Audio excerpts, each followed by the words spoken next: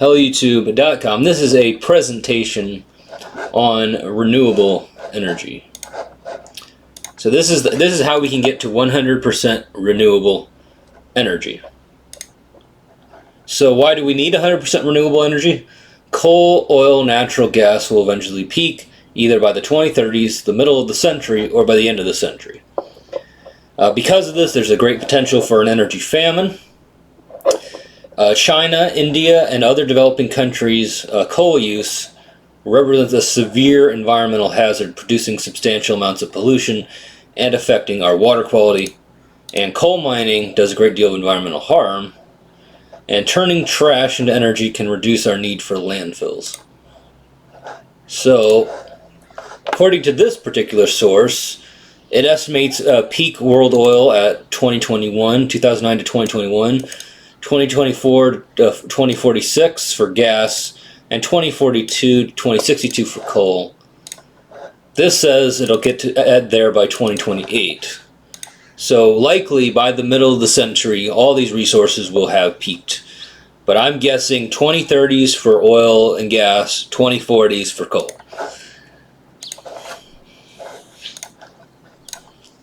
So what about nuclear power? Nuclear power does have a lot of potential, but it faces several hurdles. Nuclear power plants cost lots of money to construct. Cost and time overruns are frequent. Nuclear power plants take several years to construct, on average 5 to 10 years. Nuclear power plants take several years and cost billions to decommission, because it's not just the cost of constructing it, you also have to get rid of it when it's no longer useful. Thorium, which is hailed as the way forward, doesn't exist in a design available for purchase and would probably take several years to develop. And nuclear fusion is a long ways away and may never come. Do we have sufficient materials? Contrary to popular belief, only wind turbine uses a small percentage of rare earths. Wind turbines use a small amount of neodymium for magnets, and alternatives already exist for magnets. Neodymium could also be obtained from geothermal brines and ocean sources as well as untapped mines. Solar panels use small amounts of silver. However, silver use in solar panels has been declining dramatically. Silver could also be extracted from geothermal brines, ocean sources, and possibly less economical mines. And silver could be eventually phased out together. So if push comes to shove, the market can find new ways to extract the material and find different materials. What about the problem that solar and wind are variable, right? The sun doesn't always shine and the wind doesn't always blow. Well, the solar and wind can be used together. For example, at night when the sun isn't out, the wind will be blowing. Not all renewable energy is variable. Geothermal energy can act as baseload power and is largely untapped, and we can store surplus solar and wind power as energy storage. An example of a baseload renewable energy source is geothermal energy. Geothermal energy is baseload and runs 24/7 and can be found anywhere you have heat concentrations on the Earth, which is basically most of the Earth. Geothermal brines, a product of geothermal wells, can provide valuable materials like neodymium. Geothermal energy doesn't require hot springs, it only requires underground heat. So a lot of people will say, well, it's location dependent. It is location dependent, but you can do it virtually anywhere on the Earth. Anywhere you have heat on the Earth, under the ground, you can do it. Then that's like 90% of the Earth. Only a small number of places don't have that. And here's a map of geothermal potential in the US. So you could have a lot of it here, a little bit less of it here, not so much here, and like this is one of the few places you couldn't get it at all, these green spots. So we have huge potential for geothermal energy in the US and abroad. Now with solar and wind, we can actually solve the variability problem. So we can turn solar and wind power into hydrogen, and this works by using the electricity in electrolysis to split the water and the oxygen, and you get hydrogen, which is completely clean. Many people propose using batteries to store renewable energy, but hydrogen is several times more dense than batteries. Hydrogen can be controlled like natural gas. You can turn it on or turn it off based on demand. It isn't, it's not subject to nature you can use it as much as you like.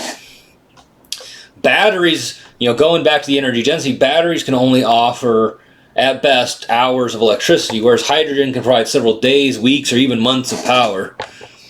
Even with battery advancements, hydrogen will still be the superior energy storage. Solar and wind often produce a large surplus energy that can't be profitably sold. This could be turned into hydrogen for a later time.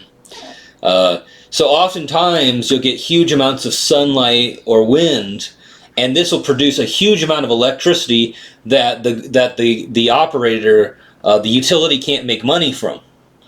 And so what you can do is you can take this overly abundant surplus energy you get, make it into hydrogen, and then use that hydrogen to produce electricity when there's more demand for it.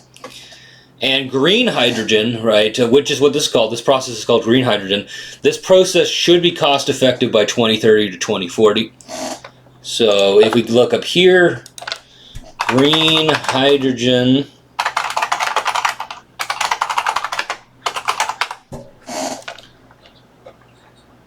so by 2030, green hydrogen can be cost effective and could be less expensive than natural gas. So we can take the surplus solar and wind power, make it into hydrogen, and use it during the times when the sun isn't shining or the wind isn't blowing. And you can also use the hydrogen for industrial processes like steel making and other processes. So hydrogen, I think, is the best way to get to a storage solution for renewable energy. Then we have another process called Hygenic earth energy. Proton Technologies has a process that extracts hydrogen from dead oil wells. Most energy well in oil wells is non-recoverable. Like about 80% of it you can't get. You can only get 20%. This process will inject oxygen or some other form of heat into oil wells with the end product as clean hydrogen. So you put in the heat, and then there's a membrane that extracts the gases that flow up, and you get clean hydrogen. So you could potentially get 80% more energy, and this energy is completely clean and produces no emissions. Hydrogen, the only emission is water vapor. Another form of energy we could use is waste-to-energy and anaerobic digestion. Garbage can be made into electricity using waste-to-energy technology.